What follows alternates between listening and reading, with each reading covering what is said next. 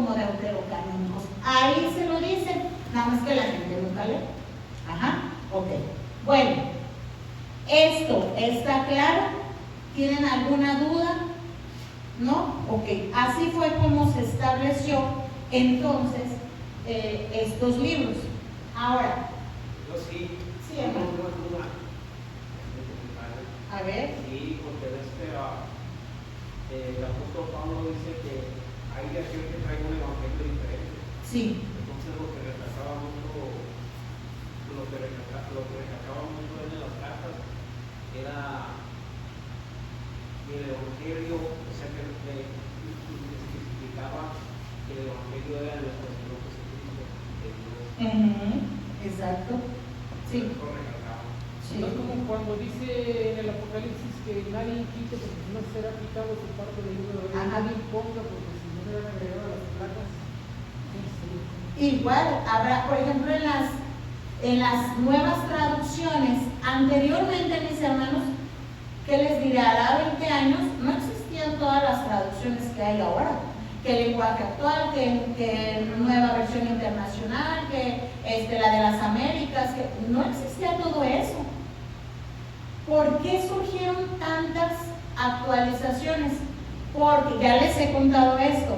En el siglo XX, a inicios más o menos, encontraron los escritos del Mar Muerto. Esos escritos son porciones de la Biblia y son los escritos más antiguos con los que se cuentan. No hay una Biblia original, esta es la que no hay. ¿Cómo se fue juntando? Bueno, pues la carta, por ejemplo, que mandó Pablo a los romanos y la carta que mandó a los corintios, ellos después las intercambiaron. Y dijeron, oye, préstame tu carta y yo te presto la mía. Porque lo que dice aquí me enseña, me nutre, yo quiero saber qué te... Y se la cambiaban. ¿Sabes qué? No, déjame hacer una copia. Transcribían y la intercambiaban. Y esto fue nutriéndose hasta llegar me disculpo de antemano, no tengo la fecha exacta de este canon, pero hasta que se llegó a esto. Mientras tanto, ¿qué era lo que la gente leía? Las Sagradas Escrituras, que es la ley, los primeros 5 libros, los profetas, los poetas, los históricos, y era lo que ellos conocían como Sagradas Escrituras, y era lo que intercambiaban, y era lo que copiaban, era lo que aprendían, y era lo que estudiaban, y era lo que delegaban a sus hijos cuando estudiaban, es eso, es esa esencia, esa base. Ajá. Ahora, quiero mencionarles, bueno, ya dijimos las subdivisiones que encontramos en el Nuevo Testamento, que son evangelios, encontramos historia. En el Nuevo no hay poesía, encontramos cartas. 2 clasificaciones, cartas paulinas, salud, y cartas generales y profecía. Es lo que encontramos estas clasificaciones. Ahora, les decía yo que los escritos del Evangelio de nuestro Señor Jesucristo encontramos algunas subdivisiones y sobre todo unos perfiles, y quiero compartirlos contigo. Por ejemplo, Mateo se escribió para los judíos. Mateo. ¿Para quién se escribió principalmente? Para los judíos. ¿Qué sucedía con los judíos? Ellos esperaban la venida del Mesías. Los judíos, ellos sabían que iba a venir un Mesías y lo estaban esperando. Por eso en Mateo se presenta a Jesús como el Mesías prometido.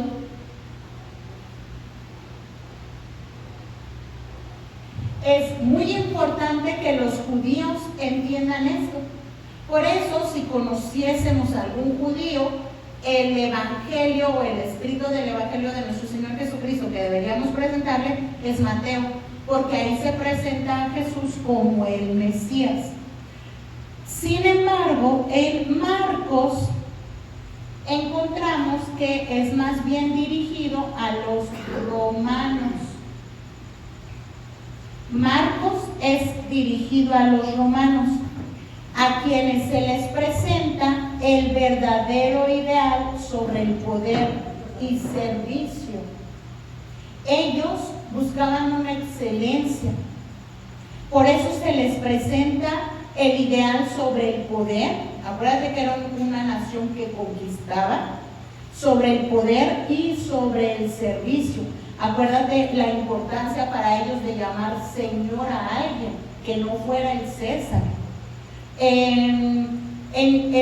A los romanos se les presenta entonces Jesús como el conquistador poderoso, como un conquistador para los romanos. El Evangelio de nuestro Señor Jesucristo, según San Lucas, es escrito para los griegos.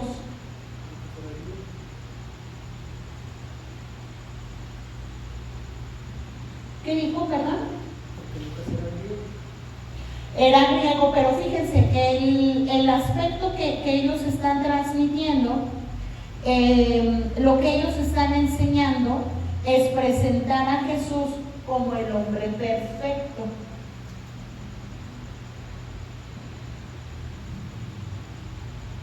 Acuérdate que la cultura griega en ese tiempo era lo más elevado, eran pensadores, filósofos, cuidaban mucho del cuerpo, y ellos presentan a Jesús como el hombre perfecto. Para los griegos no importaba un Mesías. Nosotros culturalmente no entendemos lo que es un Mesías como los judíos, toda su historia, todo su contexto. Nosotros lo hemos entendido por la fe, lo recibimos, lo creemos, lo profesamos, pero no entendemos el mismo conocimiento que ellos, la misma revelación. Para nosotros igual un conquistador no tiene la misma fuerza que tendría para un romano. Y en el caso de los griegos, para ellos era importante, este es el hombre perfecto. Por eso se presenta así. Recordemos también que en aquel entonces eran las culturas dominantes. No estaban pensando en mexicanos, gringos, chinos, todavía no, ¿sale? Y por último, el Evangelio según San Juan es escrito para toda la iglesia, o la iglesia universal y contemporánea. Este libro no se enfrasca en una cultura, en una historia, sino este libro es general para toda la iglesia de Cristo.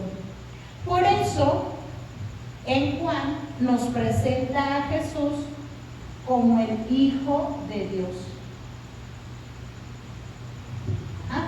Si te fijas, por ejemplo, en Juan, no entra, sí.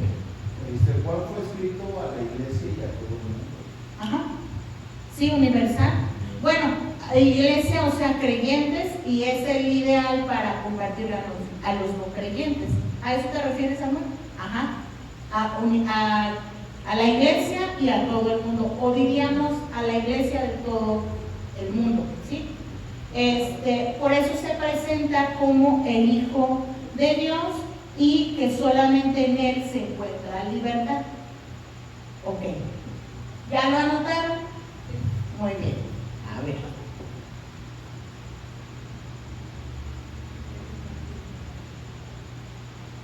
¿Para quién se escribió, sin que veas sus notas, para quién se escribió Mateo? Para los judíos. Para los judíos. ¿Para quién se escribió Juan? Para la iglesia universal.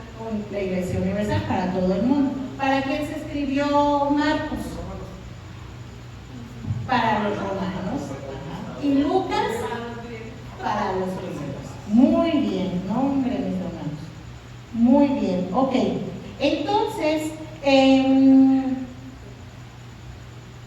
otro dato importante en cuanto al Nuevo Testamento son las cartas paulinas. ¿Por qué se llaman cartas paulinas? Por Pablo, ajá. Tal vez una forma sería paulinas, quedaron paulinas, ajá. ¿Cuáles son las cartas paulinas? Hechos no. Romanos, Filipenses, ajá, ajá, Tesalonicenses, Timoteo, ajá.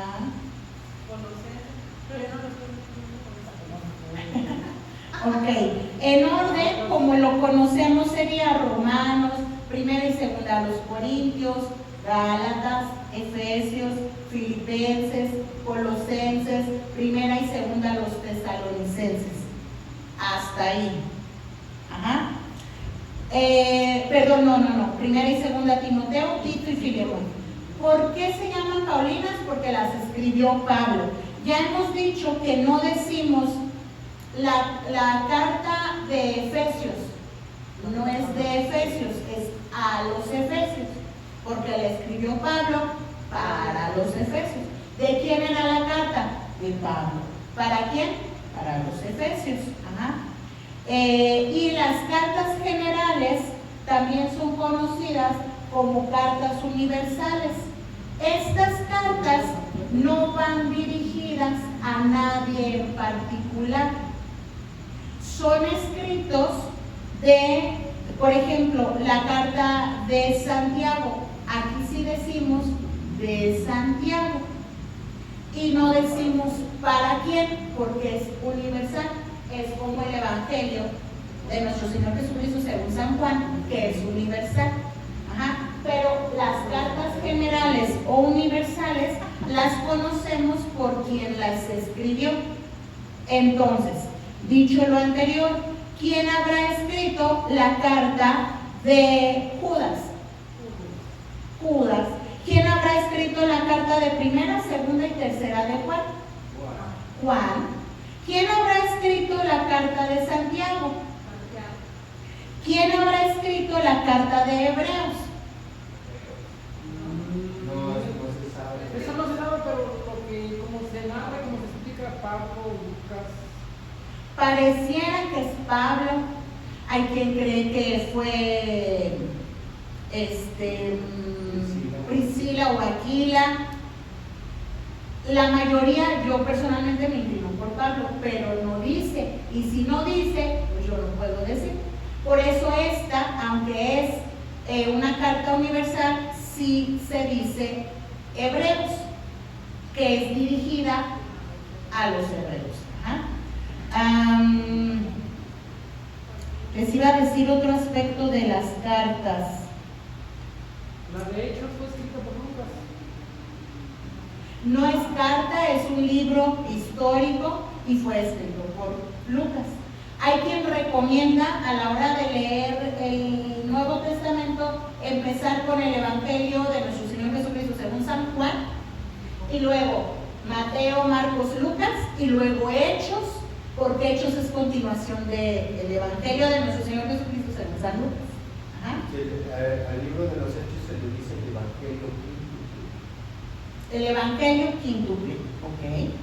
Entonces, mis hermanos, vemos cómo la palabra de Dios tiene una forma de explicarse, de leerse, de entenderse y hasta de nombrarse. Ajá. Por eso no decimos, les iba a preguntar, entonces, la carta a Timoteo, ¿quién la habrá escrito? Ándele, muy bien, era un buscapiés. Ok, ahora, en el Nuevo Testamento encontramos profecía. ¿Cuáles cartas, libros o escritos nos hablan de profecía? En el Nuevo. Nada más, solamente Apocalipsis. ¿Quién lo escribió? Juan, ¿en dónde? En la isla de Patmos. En la isla de Patmos. Fue lo último que escribió. ¿A qué edad murió Juan? No sé, bueno, se dice que ya viejo. ¿Qué dijo? 90. Lo que sabemos es que murió en el año 100. Es lo que sabemos. Presenta el triunfo final y glorioso de nuestro Señor Jesucristo. En la semana, hoy que fuimos al fuerte, a la misión del fuerte, nos llevamos la Biblia grandota, la tradicional. Y me acordé mucho de una amiga que yo tenía en la secundaria, y esa amiga era como muy rebelde. Y decía, no, yo quiero, pero así con una pasión, yo quiero saber y quiero leer el último pedacito de la Biblia, del Apocalipsis. Pero ella así como, yo no sé qué se le imaginaba que iba a encontrar en la última frase. ¿Alguien sabe cuál es la última frase? Bueno, la penúltima, porque la última es una despedida.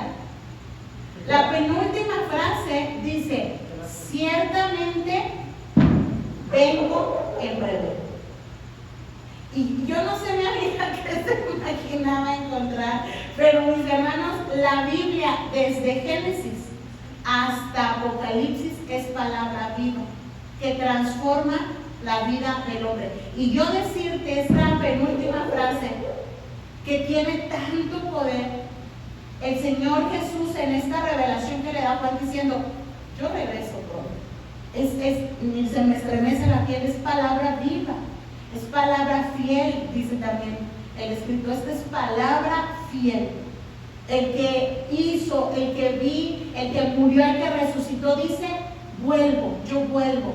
Y es eso lo que nos mantiene a nosotros aquí, mis hermanos, creyendo, leyendo, estudiando, viviendo, sirviendo. Porque de pronto alguien dice, no, ya te lavaron el cerebro. Y decía un predicador, no hombre, a mí no me lavaron el cerebro, a mí me lavaron completo y Dios me hizo nuevo.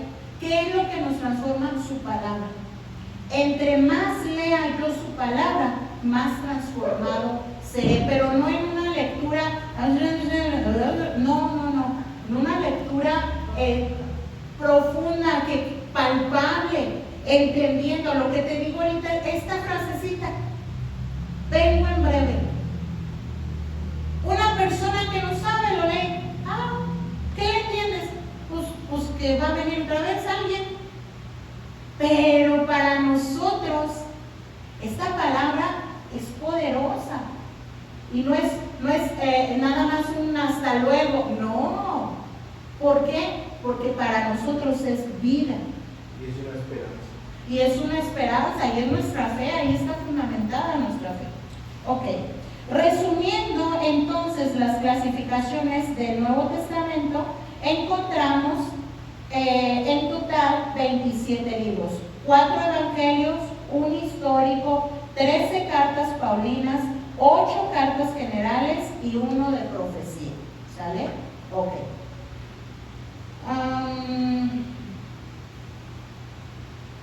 Para pensar, el Antiguo Testamento es la preparación para la venida de nuestro Señor Jesucristo. El Antiguo Testamento contiene la promesa, pero el Nuevo contiene el cumplimiento. Esto ya lo hemos mencionado muchas veces. Hasta aquí, ¿alguna duda? ¿Algún comentario? ¿Todavía tiene validez el antiguo? ¿Cómo? ¿Todavía tiene validez? Sí. ¿Hasta dónde? Tiene validez todo lo que no haya sido suplido en Cristo. Toda la historia, toda la esencia, incluso, por ejemplo, los rituales son suplidos en Cristo. Él es el Cordero que quita el pecado, no que cubre, ¿verdad? Pero, por ejemplo, en la historia nos da el antecedente de Cristo. Por ejemplo, la vida de Job. O sea, Jesús no vino a suplantar esta parte de la historia de la vida de Job. Entonces, es muy importante, no podemos deslindarla. Sin embargo, sí debemos tener esa conciencia que cualquier enseñanza que recibamos es importante buscar el fundamento tanto en el Antiguo como en el Nuevo. O sea, cuando escuchen algo así como, vamos a decir, importante, digan, ¿y qué dice el antiguo de esto? ¿Y qué dice el nuevo? Ah, y eso nos va a traer claridad a nuestro entendimiento. Toda la Biblia es verdad, pero no toda la verdad se aplica para la iglesia. Entonces, decía uno de nuestros maestros, si quieren entender el Nuevo Testamento, tienen que leer el Antiguo, porque ahí viene la profecía de Cristo, es sombra y figura de lo que iba a venir. Pero si no conocemos el Antiguo, me puede ser muy difícil entender el Nuevo. Así es. Entonces sí es muy importante a ambos. No podemos desligar ninguno de los dos. Por ejemplo, nosotros no practicamos ya haciendo rituales ni sacrificios como los judíos. Número uno, no somos judíos. Número dos, ya asesores, ya no es aplicable para nosotros. Ahora Pablo dice que debemos hacer sacrificios, presentar nuestros cuerpos en sacrificio vivo, santo y agradable a Dios, que es vuestro culto racional. Pero no está hablando de un sacrificio, sino más bien de una entrega, de una ofrenda de gratitud a Dios. O sea, digo, no sacrificio de que se tenga que matar un animal, sino una ofrenda de que yo entrego voluntariamente, yo ofrezco. ¿Quería decir algo? No, güero. ¿La ley cómo aplica? ¿Perdón?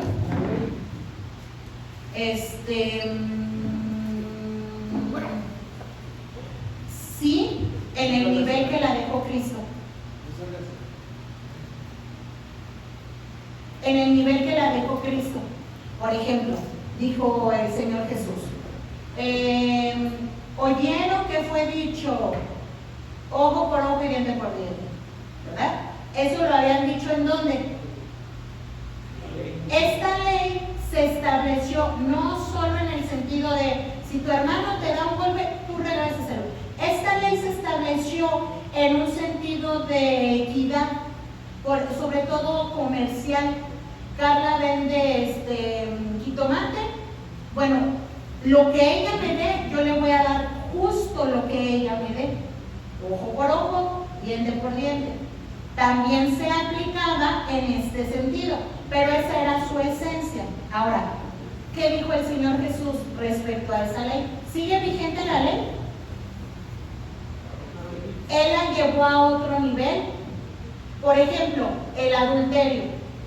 ¿Qué dijo el Señor Jesús del adulterio?